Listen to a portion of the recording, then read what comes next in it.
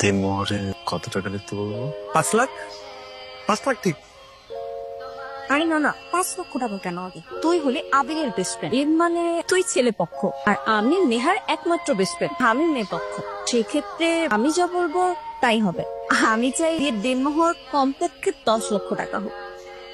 আমার সমস্যা নাই, 10 লাখ লিখতে বললি। তোমার কি অন্য কিছু বলার আছে? আবির, নেহা আমার একমাত্র বেস্ট ফ্রেন্ড, ও কিন্তু লাখে একজন। তুই চাইলে দেনমোহরটা কিন্তু একটা বাড়িয়ে দিতে পারিস।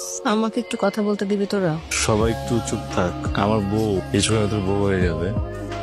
এতক্ষণ পরে মুখ থেকে একটা কথা বলবো, বলতে দে। কি বলতে চাও বল। আমি চাই আমাদের বিয়ের দেনমোহর হোক 2,000 টাকা।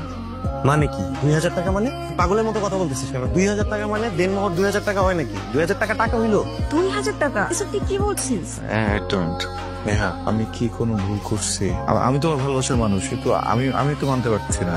মেনে নিতেই হবে, কারণ এটাই তোমার এখন সামর্থ্য। আর আমি জানি তুই আমার কখনো ছেড়ে যাবে না। ধরো চলে গেলাম, তুই দেনমোহরে 50 লক্ষ টাকা দিয়ে আমি কি করবো? 1 কোটি টাকাও যদি দেনমোহর দাও, ওতে দিয়ে আমার কি হবে? আমার কষ্ট তুমি ভুলাতে পারবে? আমার উপর থেকে ডিভোর্সের ট্যাক্স সরাতে পারবে? টাকা দিতে পারলে না, সংসার করতে হলো, তুমি কি সুখের সংসার হবে? যাই হোক, শুধু 2,000 টাকা দেনমোহর না, সাথে একটা প্রমিসও চাই। কি প্রমিস? প্রতিদিন 5 ওয়াক্ত নামাজ আদায় করতে হবে। জুম্মার নামাজ তো পড়েই, সেভাবে প্রতিদিন 5 ওয়াক্ত ফরজ নামাজ আদায় করতে হবে। আমাদের সম্পর্ক তথাকথিত সম্পর্কের মতো না, আমরা বন্ধু ছিলাম। 3 মাসেই আমি তোমাকে দিয়ে প্রস্তাব দিই। আমি চাইনি যে তথাকথিত সম্পর্কের মতো আমাদেরটা হোক। অনেক কিছুই হয়ে যেতে পারতো, অনেক গুণা হয়ে যেতে পারতো, আমার সেটা হতে দিইনি। তুমি অনেক ভালো মানুষ, শুধু নামাজটা পড়ো। কি পারবে প্রমিস করতে? ইনশাআল্লাহ পারবো। যে স্বামী আল্লাহ নিকটে থাকে, সে তার স্ত্রীকে কখনো ধোকা দেয় না। যার হৃদয়ে মহান আল্লাহ তাআলা থাকে, সে কখনো তার স্ত্রীকে কষ্ট দেয় না। এর থেকে বড় সিক্রেট কি হতে পারে? I respect, salute you. তুমি অনেক ভাগ্যবান, অনেক বেশি ভাগ্যবান।